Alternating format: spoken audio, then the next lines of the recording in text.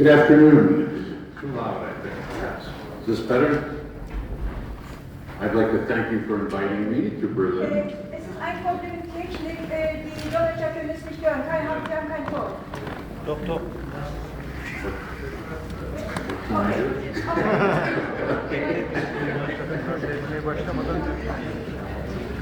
I'd like to thank you for inviting me to Berlin. It's always good to be back to a place that some of my ancestors came from. Although my name is McCarthy, 3 of my grandparents were Germans, and my grandfather actually went to gymnasium in Berlin. So it's sort of like coming home in a way.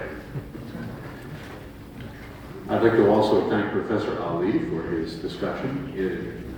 We agree on many things. We agree that you should examine everything. And we also disagree on a few things.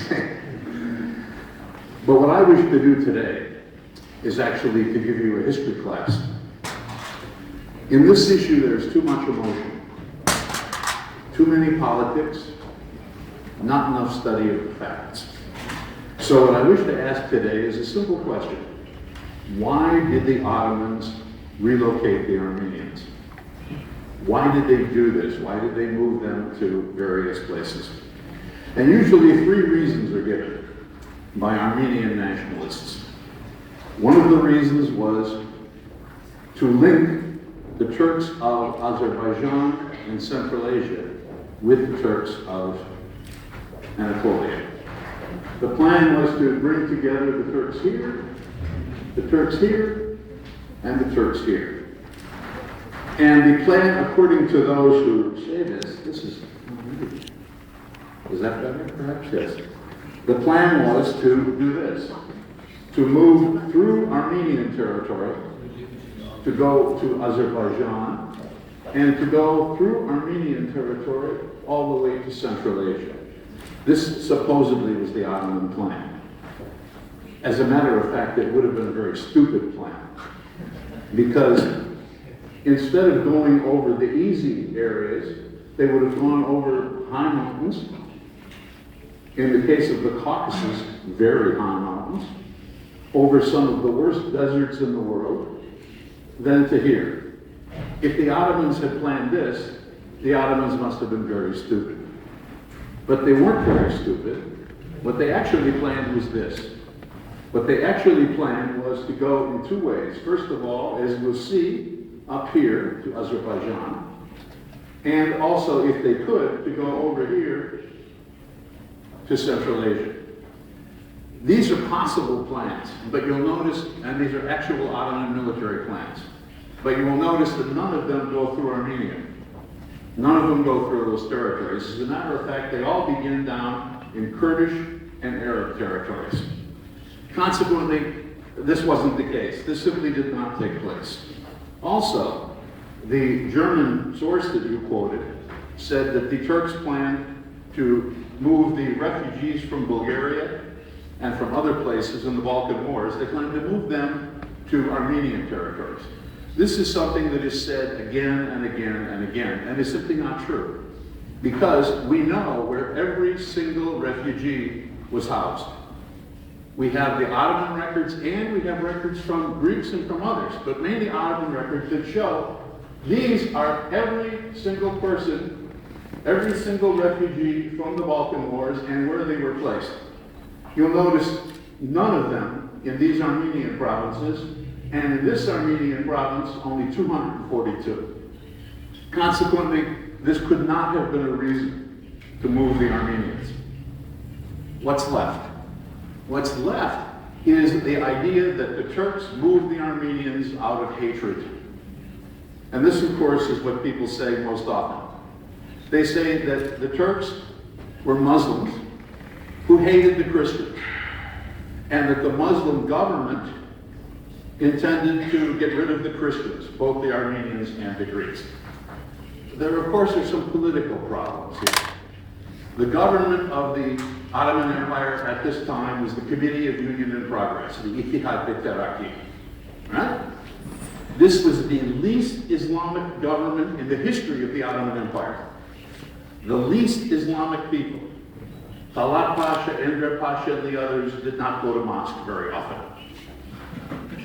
For 900 years, the Turks and the Armenians had lived together. Some of these times were very Islamic government. We're asked to believe that at the time when the Turks were very Islamic, they did nothing. But then when they stopped being very Islamic, then they killed the Armenians. This makes no sense.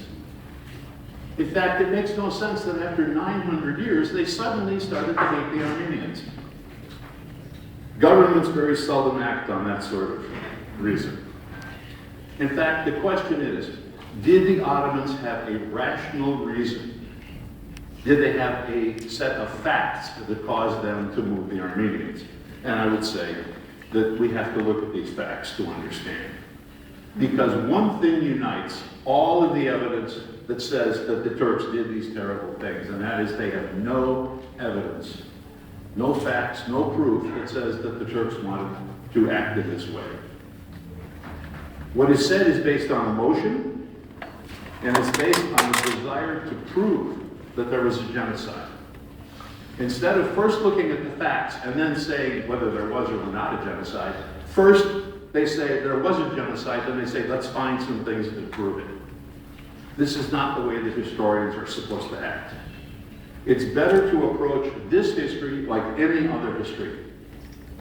And in order to do that, we have to look and see what was intended by the Armenian rebels, what was intended by those who revolted against the Ottoman Empire.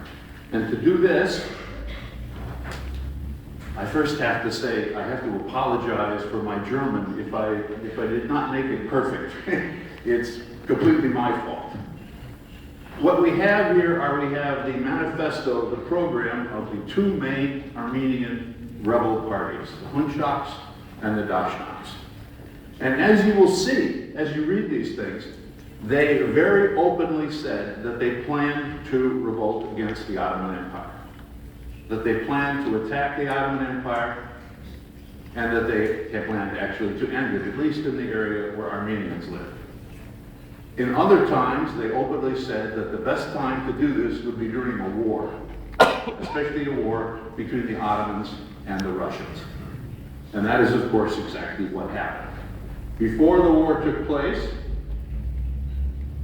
there was extensive smuggling of weapons and men from very many places, a smaller amount from Cyprus, a reasonably large amount down by sea to the Black Sea.